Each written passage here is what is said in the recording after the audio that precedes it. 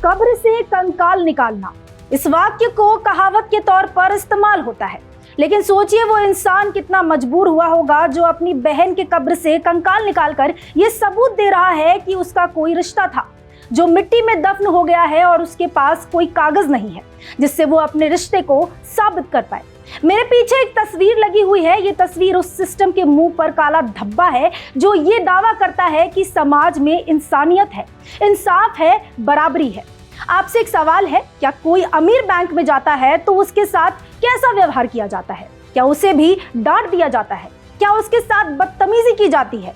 अब सवाल को बदलते हैं, कोई गरीब बैंक जाए तो उसके साथ क्या होता है? बदतमीजी, धक्का मुक्की।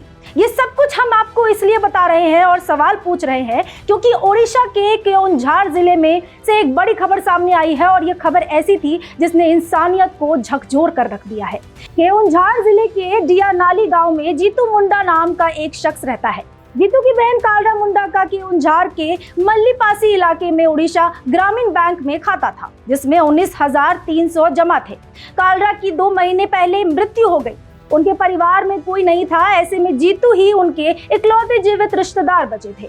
जीतू ने जरूरत के हिसाब से अपनी बहन के खाते से पैसा निकालने की कोशिश की। आमतौर पर ऐसा ही लोग करते हैं, जिनके रिश्तेदार इस दुनिया में नहीं है वो उनका पैसा बैंक से निकालना चाहते हैं। जीतू ने भी ऐसा ही किया। कुछ दिन पहले जीतू अपनी बहन के खाते से पैसे निकालने बैंक पहुंचे। वहां बैंक मैनेजर ने साफ कहा कि या तो खाता धारक को आप लेकर आइए या फिर डेथ सर्टिफिकेट और कानूनी वारिस होने का प्रमाण दीजिए।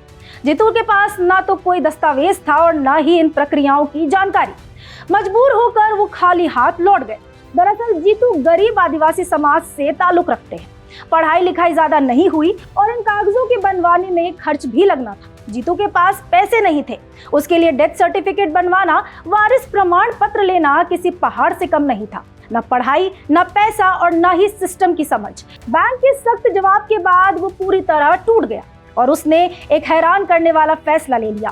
सोमवार को जीतू गांव के शमशान घाट पहुंचे, बहन की कब्र खोदी और उसके कंकाल निकाले। कंकाल को कपड़े में लपेटा, कंधे पर रखा और करीब 3 किलोमीटर पैदल चलकर बैंक पहुंच गए।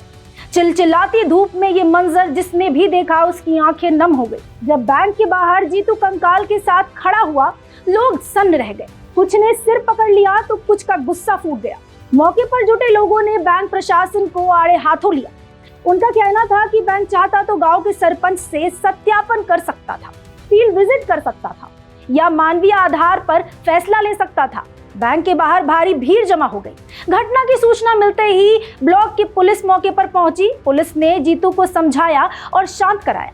अधिकारियों ने भरोसा दिलाया कि मामले को मानवीय नजरिए से देखा जाएगा और बैंक से भी जवाब मांगा गया है। लेकिन इस जवाब का क्या? देश में सिर्फ जीतू अकेला नहीं है जो इस सिस्टम को लापरवाही और अमीर गरीब के फर्क से रोज दर दर की ठोकरें खाता है। अगर बैंक ने जीतू की पीड़ा समझी होती, सिस्टम ने उसकी उलझनों को समझा होता, तो उस भाई को अपनी बहन की बहन होने का प्रमाण इस तरह कंकाल निकाल कर नहीं देना पड़ता। जब आज ये खबर मीडिया में आई, बड़े बड़े न्यूज चैनलों ने इसे हेडलाइन बनाया तो प्रशासन की नींद खुली और अब दोषी अधिकारियों को कार्रवाई की बात कही जा रही है। फिलहाल इस खबर में इतना ही। ऐसी खबरों के लिए देखते रहिए भारत एक्सप्रेस।